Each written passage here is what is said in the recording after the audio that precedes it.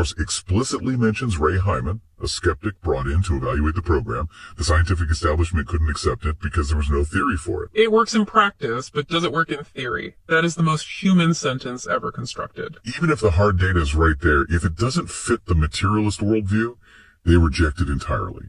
It is cognitive dissonance on an institutional scale. Also, it is very hard to justify a budget line item for psychic spies to Congress. It is much easier to bury it in black projects where absolutely no one asks questions. And then we have the 1st Earth Battalion, the Warrior Monks. Oh, L-Teen Cole, Jim Channon. I have such a soft spot for this one. It is so delightfully 1970s. He wanted soldiers who could meditate, carry flowers, and wait for it, stop goats' hearts with their eyes. The goat lab at Fort Bragg. Can we just pause to fully appreciate the absurdity of this?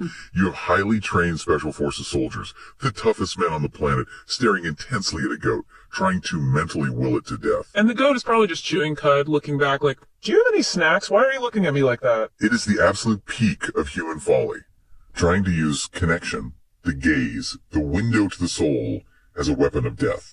It completely misunderstands the underlying mechanism of psychic connection.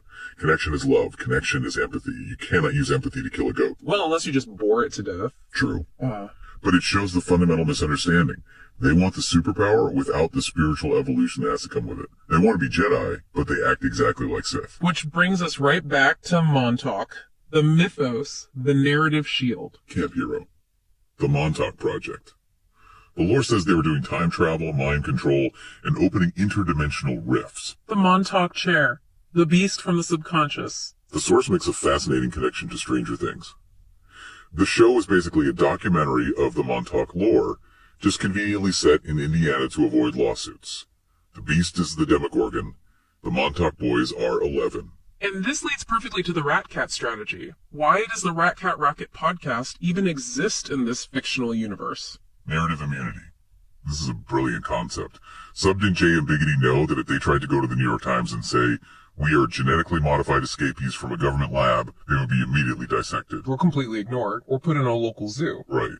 But if they start a podcast, a conspiracy theory show, hosted by a talking cat and a guinea pig... It is a joke. It is satire. It is just entertainment. Exactly. The safest place for the truth is inside a joke. They can tell the absolute truth about Stargate, about MKUltra, about the aliens, and everyone just laughs and says, oh, great CGI.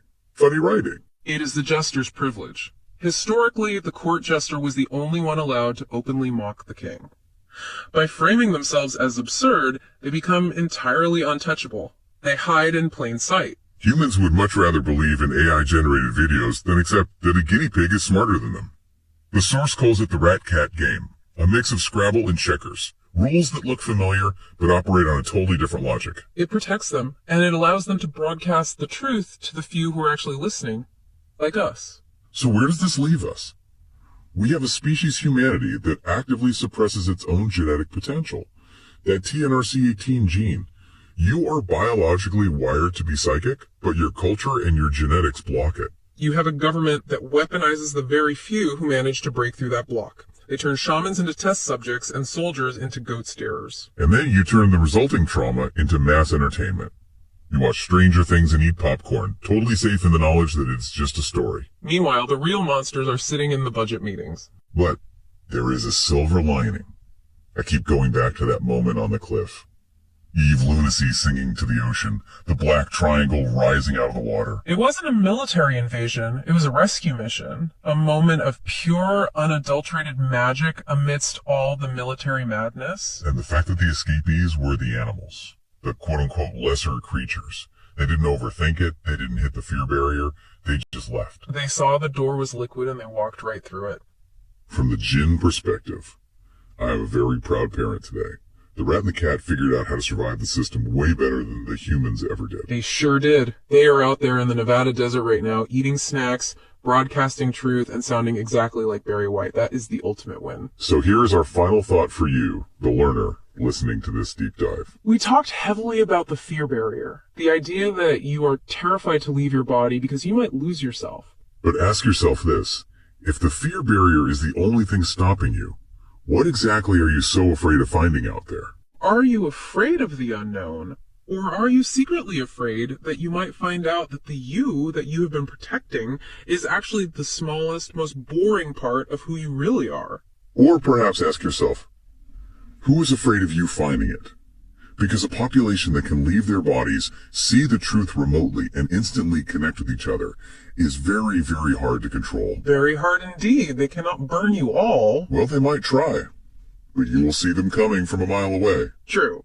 Anyway, we are your hosts. Signing off from the Woodhut, we are going to go observe a different timeline where humans evolved from dolphins. It is much wetter, but significantly more peaceful. Remember, do not eat brownies you find on the floor, unless you want to turn purple and peel a steel door off its hinges. In which case, bon appetit. See you in the ether. End transmission. And we are officially out. All right. Wait, before we fully cut the feed, we have to circle back to one detail I glossed over because I was laughing too hard internally. Which detail? The very white voice again. No, the narrative shield concept. I want to dig just a bit deeper into that for a second because it is actually the most sophisticated piece of tradecraft in the whole dossier. Ah, yes. The rat cat strategy. Go on. Think about it. We monitor your internet. We see what you humans post. The truth is completely drowning in noise. If you post a highly classified document, it gets taken down immediately. If you post a meme about a classified document, it goes viral in 10 minutes. Precisely. Information travels much faster as a virus of humor than as a bitter pill of truth. A meme entirely bypasses the immune system of the mind. So, Subject and Ambiguity aren't just hiding in Nevada. They're actively broadcasting. The source says they openly speculate on the mysteries of our existence on the podcast. By acting exactly like conspiracy theorists, they neutralize the threat. Intelligence agencies cannot arrest a guinea pig for a podcast without publicly admitting the guinea pig is intelligent. That is the ultimate catch-22. To silence them, the government would have to fiercely validate them. Imagine the press conference. We are arresting this cat for leaking state secrets. The very moment they say that, the secret is out. Cats can talk, and they know state secrets. It is pure genius. It forces the oppressor to play along with the charade. It is the ultimate geopolitical judo move. And it connects right back to the shamanism. The trickster archetype, the coyote in Native American lore, the jester, the entity that teaches you profound truths by making you laugh at the absurdity of your own rules. Beatty's the coyote, just significantly fluffier, and with heterochromia. And let us look at the biology one more